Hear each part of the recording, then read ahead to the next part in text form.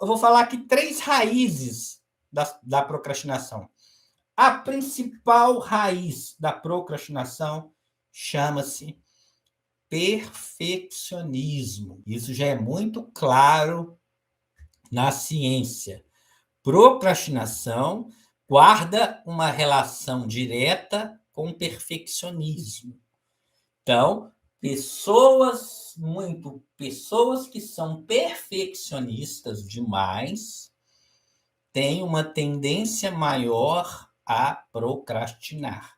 Gente, e isso é meio fácil da gente entender, porque o perfeccionista, ele quer, primeiro, tudo perfeito, tem que ter o momento ideal, a situação ideal, tudo tem que sair certinho, tudo tem que ser como foi planejado. Então, olha, eu vou ler um livro, né? Eu preciso ter a casa em silêncio, eu preciso que a minha, eu preciso que a minha casa esteja em silêncio, eu preciso que seja num horário que eu esteja tranquilo, eu tenho que estar bem alimentado, eu não posso estar com um pouquinho de sono, eu não posso estar nervoso, eu tenho que estar calmo, eu tenho que ter as condições perfeitas para que eu comece a ler o livro. Existem outras raízes para a procrastinação, né? Uma mentalidade fixa. Eu vou falar para vocês o que é mentalidade fixa e a diferença entre mentalidade fixa e mentalidade de crescimento. Tem um livro muito interessante da Carol Dweck, muito bacana esse livro,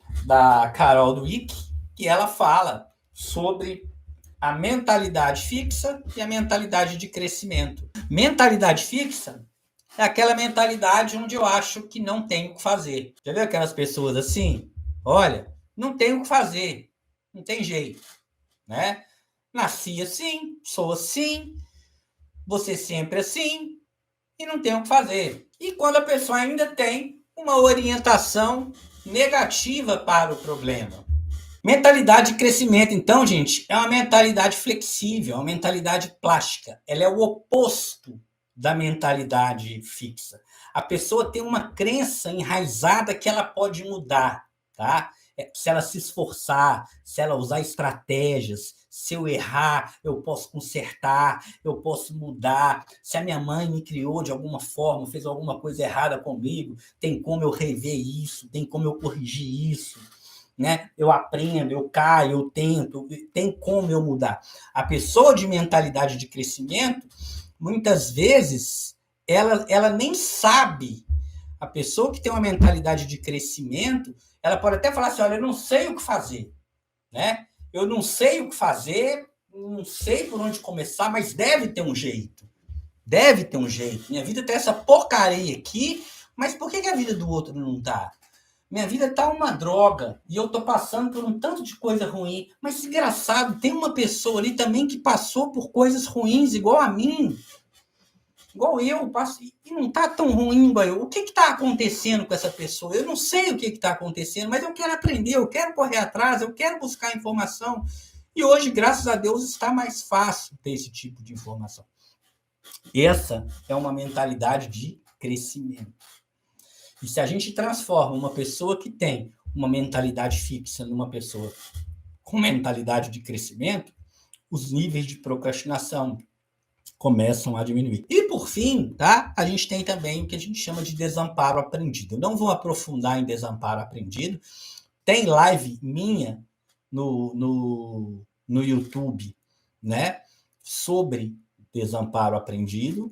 Ou seja, dá mais de horas falando sobre desamparo aprendido, mas grosseiramente é o seguinte: desamparo aprendido é quando eu tento uma, tento duas, tento três, tento quatro, tento algumas vezes e nada funciona.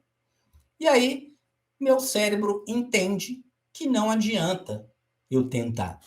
Então, tem alguns experimentos, né, que na época que foram feitos, eles foram realizados por um pesquisador chamado Martin Seligman, que é considerado o pai da psicologia positiva, né? Que ele fez alguns experimentos que basicamente ele colocava lá os bichinhos lá e os bichinhos tomavam choque, né? Experimento na época, hoje muito criticado, muita gente fala que foi maldade com animais, fizeram maldade com os animais e tal. Hoje o Seligman, ele é vivo, tá? Ele já é de idade, mas ele é vivo. se não me engano, ele está entre aí os 18 pesquisadores mais influentes do mundo, né? Quando questionam ele sobre esse experimento, na época não tinha também comitê de ética igual tem hoje, né? Mas quando questionam ele, o que ele alega, né, é que o bem que ele trouxe para a humanidade com os resultados que ele teve, né, com as descobertas que ele tiveram, isso teve impacto, inclusive, no tratamento da depressão. A gente sabe que circuitos cerebrais associados com desamparo aprendido estão ativados também na depressão, né? Ativação comportamental, muito dessas coisas aí, aquela questão da gente focar no que a gente tem controle, pegar uma folha de caderno e colocar, ó, isso aqui eu tenho controle, isso aqui eu não tenho controle. É uma forma da gente vencer o desamparo aprendido, porque o desamparo aprendido é basicamente isso.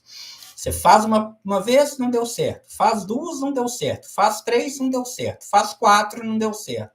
Chega um ponto que você desiste de tentar. Então, por exemplo, eles vão lá e dão um choque nos bichinhos. Dão choque no bichinho e o bichinho não tem como escapar. O bichinho está preso na gaiola, não tem como escapar. Dá choque no bichinho, não tem como escapar. Dá um choque no bichinho, não tem como escapar. Chega uma hora que abre a gaiola e fala com o bichinho. Não fala, né, gente? Claro que não fala. Mas chega uma hora que abre a gaiola e fala assim, ô bichinho, ó, pode sair, você tá livre. O bichinho não sai mais. Ou seja, ele já não tem esperança mais. Então, quando a pessoa tenta uma vez, tentou duas, tentou três, tentou quatro, tentou cinco, não deu certo, ela desiste. Então, essas são as 3 raízes da procrastinação. Primeira delas, perfeccionismo. Então, você vai ter que cuidar do seu perfeccionismo.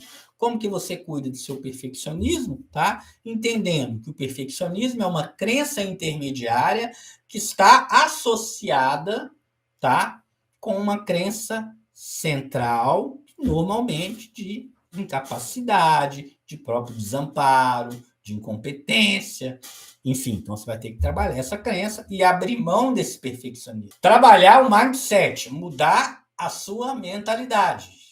Começar a trazer a responsabilidade para você, quanto mais você estiver culpando o mundo, culpando o governo, culpando o outro, culpando o vizinho, culpando o padre, culpando a igreja, culpando a política. Quanto mais você estiver buscando culpados, mais a sua vida vai atrasar e uma tendência maior você vai ter também de procrastinar. E por fim, tá? A gente tem também o que a gente chama de desamparo aprendido.